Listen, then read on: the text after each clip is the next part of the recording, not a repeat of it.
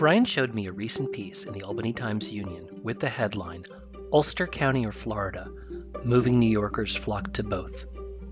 You see, the Hudson Valley was the hottest place to move in the tri-state area among New Yorkers in 2021, according to a newly released annual survey by Piece of Cake Moving and Storage. Yeah, it's not the Marist poll, but movers would know. Ulster County alone saw 329% more people move into the county than out of it last year, rivaling sunny Florida in popularity as a moving destination, the report said. This is a trend that excites and validates me as a Cidiot, but I also know it gets under the skin of people annoyed at the influx, angry at property increases, New York attitudes, or even the crowds on the roads. Florida also is admittedly a tempting destination, mostly for its weather during our increasingly brutal winters. Moving New Yorkers flock to both was that headline.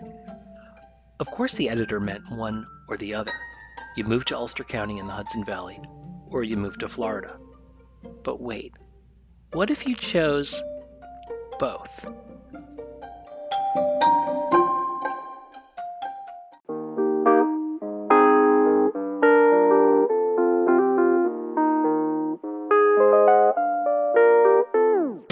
Down in the valley, moved up from the city. It's a new way of living and I'm trying to get used to it. One park coolers, half an ounce of an idiot. Ordered a Manhattan and they call me a Cidiot. At first I hurt my feelings, but it's kinda got a ring to it.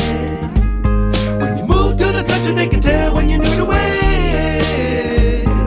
I'm looking at a place, but I'm trying to keep fitting in. It takes too long to be a local, so for now I'm a Cidiot.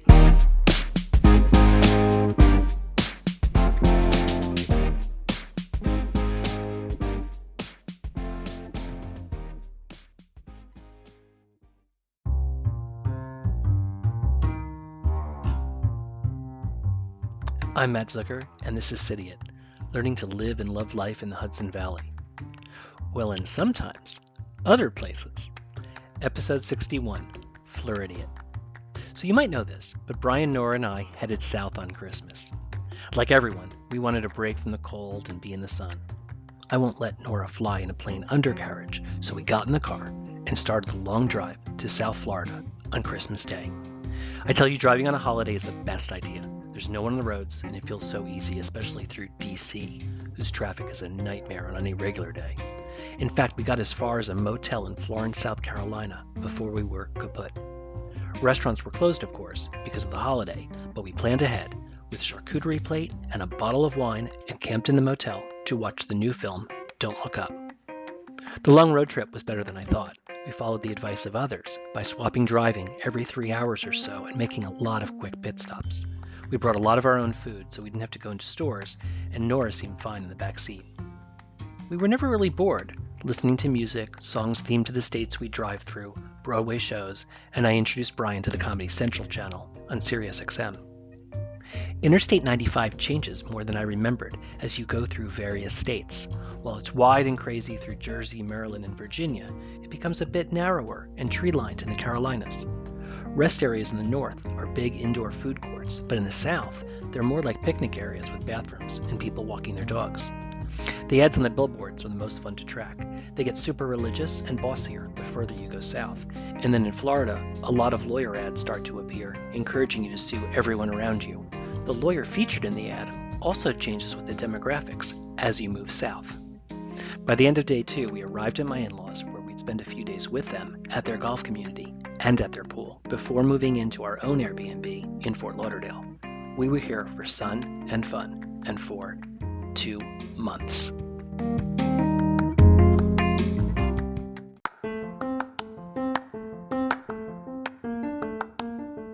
Bread Alone, Route 9G, Upstate and Chill, Goats Near an Orchard, Jesse. How many local references are in the new Cidiot anthem? Well, you won't know unless you stream it over and over again. Hearing just part of it here does nothing for the Billboard rankings. Plus, you're missing out on the funny lyrics and local mentions. Find the new song on Spotify, Apple Music, and more. Links in the show notes or from Cidiot.com on the music page. Thanks.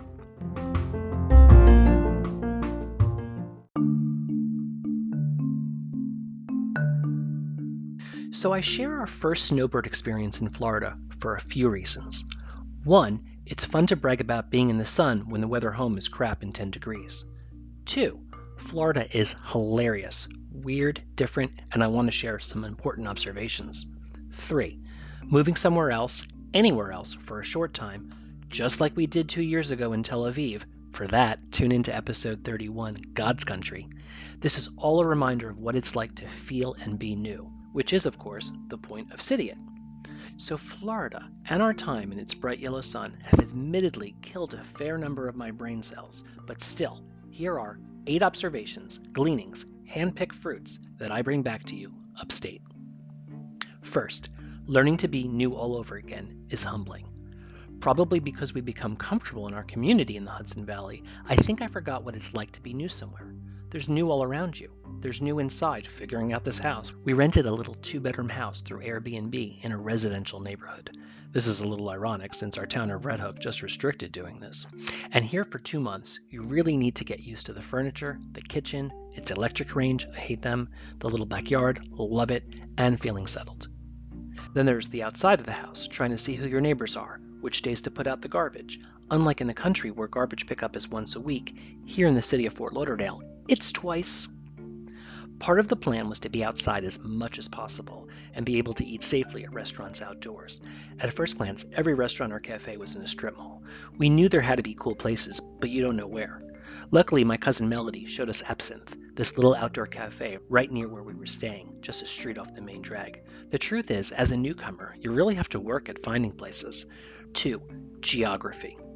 Upstate, we think about the differences between the mountains and the valley or farms. Here, the contrasts are beach versus inland. I-95 is really the divider between the beaches and communities to the east and the golf communities and towns to the west. We stayed as close to the beach as we could, about a mile. The water is what we craved, and there's also the Intercoastal. With its parades of boats and yachts, small, big, and ginormous, we just wanted to be on the water all day. We stayed in the Lake Ridge neighborhood in northeast Fort Lauderdale, which on the one hand looks like a nice little LA middle-class neighborhood of small ranches on postage stamp-sized plots of land. But the landmarks for the neighborhood on Sunrise Boulevard are the Hustler Club and the Rolls-Royce dealership. Walking Nora around the grid of streets, she needs to mark everyone's lawn with a Hello P, but there aren't really many sidewalks, so you can't blame me. The streets are numbered, which gives it an urban feel, but there are multiple roads for each number.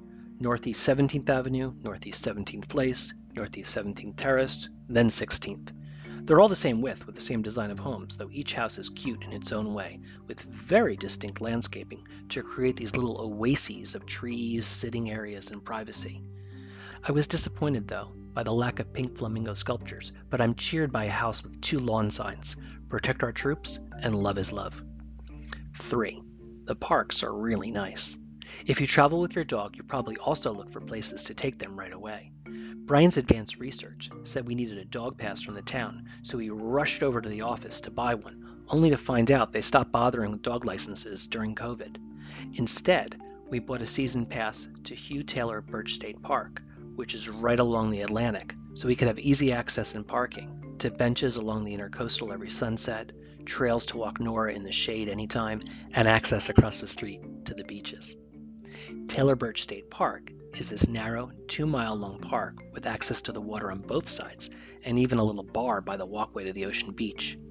Our first weekend, we sat outside in the warmth, having a cocktail with the dog, enjoying the novelty of being around other people, debating whether or not this was a super spreader event. Encouraged, we found more parks.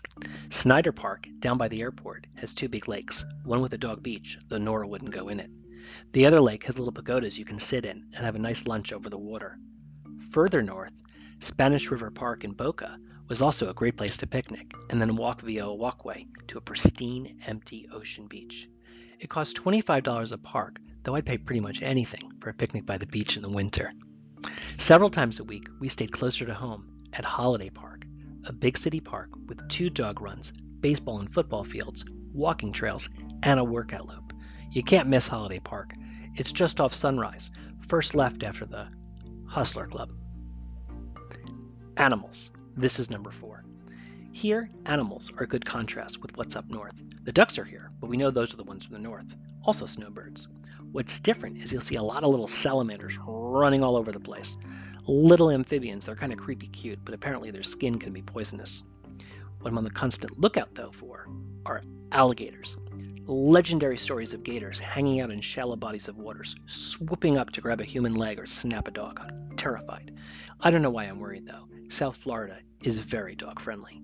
In Fort Lauderdale, you can take Nora on one section of the main beach without a leash, Fridays to Sundays, 3 to 7 p.m. We go every week, and it's so much fun for them to run around together against the backdrop of the waves. Dog grooming is also different here. One place in Wilton Manors offered $5 to wash your dog yourself in the back of their store. Or you could do what Brian did, pay $100 to have Groom It, a mobile van, come to our house and bathe Nora in the driveway. In a weirder thing, dogs go in stores everywhere, even Trader Joe's. The only reason I can think of is that it's too hot to leave your dog in the car, so people bring them in. In our neighborhood, though, I found my favorite local animal, Paco, the peacock. Paco is a fixture in the Lake Ridge neighborhood, and I'd see him regularly. I struggled to get a good picture, though, since you really have to scare a peacock to get them to open up the feathers, and when you're a temporary resident and everyone around you has a gun, you find yourself, surprisingly, risk-averse. I thought about this a lot, worried about all the guns around me. One weekend at the same time as the reptile show was the gun show. Contrast this to the Hudson Valley, where we have sheep and wool and the garlic festival. My fifth observation is around conversation. This is tricky. I find that you can only talk about the weather. How hot it is, how cold it is, how nice it is, how muggy it is, how nice it is. It might be because nothing else happens except the weather. There are museums, but we didn't go inside any, except to an outdoor graffiti art exhibit in Wynwood in Miami. And even walking around there, I said to Brian, "It's so nice out." We stayed across the street from his school, and every morning walking Nora, I spoke to the school crossing guard. We would talk about the weather here, of course, but then we would extend the conversation to talk about the weather up north. It wasn't enough to talk about it here. We had to talk about it there. One day I felt so courageous. For absolutely no reason, I brought up Texas. "Do you think they fixed their electric grid?" I asked her. She didn't know, but I felt like we were getting closer, since the next day, after we both had clearly seen the frigid temperatures in New York, she winked at me and said, "Bet you're glad you missed that." And on our last day here, as I wished her good luck as the temperatures started shooting up with spring approaching, she gave me an appreciative smile and said, "Did you book next winter yet?" This leads us to what, aside from the weather, does matter in Florida. Cars. Probably because you're in them all the time, waiting for traffic lights, which I swear is longer than the one traffic light in Red Hook Village, your car is your second home. People really trick them out, too. Saw Porsches that were lavender, Corvettes, a lot of Corvettes, Mercedes, Teslas, Land Rovers everywhere, and yes, pickup trucks, occasionally with some version of skull, crossbones, and/or the Dixie flag.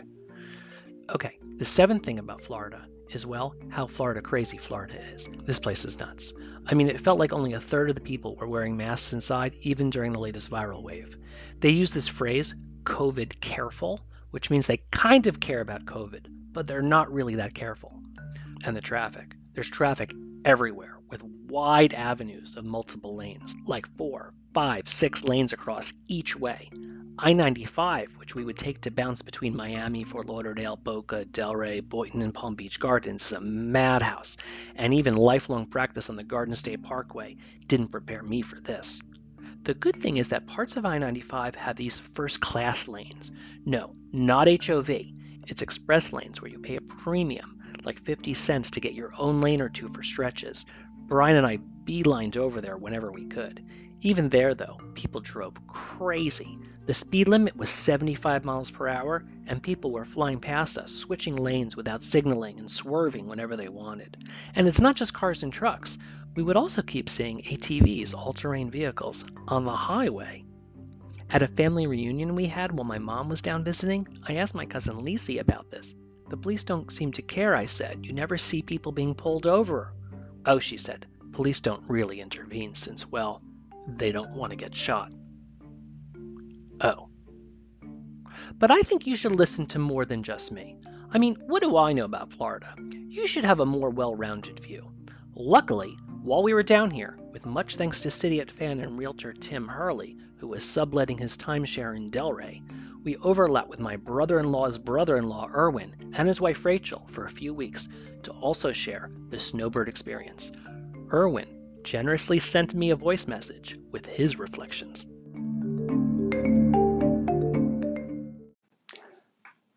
My name's Erwin, and I just returned to East Hampton, New York after a few weeks in Delray Beach, Florida. I don't like palm trees. I like deciduous trees, and I don't care what Google says. South Florida does not have deciduous trees. Deciduous trees are naked. There are no leaves anywhere. They are ominous-looking naked branches in a gray sky. And by the way, WTF are all the landscapers blowing when there are no deciduous trees? I like the four seasons. I like winter. I don't like palm trees. Thank you.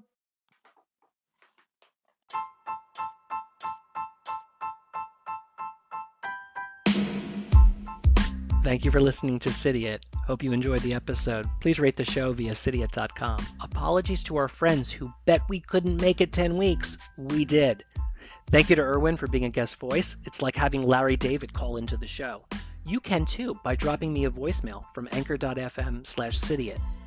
Erwin, by the way, is active in the East Hampton Trails Preservation Society, which you can find at ehtps.org. And as you know, he likes his trees deciduous. Please stream the Cidiot Anthem on Spotify or Apple or wherever. Don't forget, from last episode, Hamilton and Adams, who outfitted us, has 15% off for you in their new online store with the code Cidiot, my spelling of it. By the way, I just heard that Cidiot made the final voting round in the Chronogrammys for Best Regional Podcast again. Voting starts in April, so get your fingers ready. Until then, Brian, Nora, and I are driving back north. We do miss home and everything about the Hudson Valley. I think, though, I'm going to miss Florida just a little. You know why? You know why. The weather.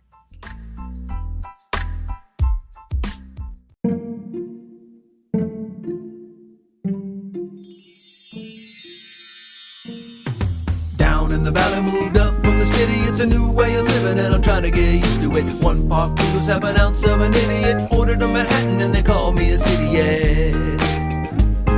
At first it hurt my feelings, but it's kinda got a ring to it. When you move to the country, they can tell when you're new to it. I'm looking at a place, but I'm trying to keep fitting in. It takes too long to be a local, so for now, I'm a Cidiot. I'm a Cidiot.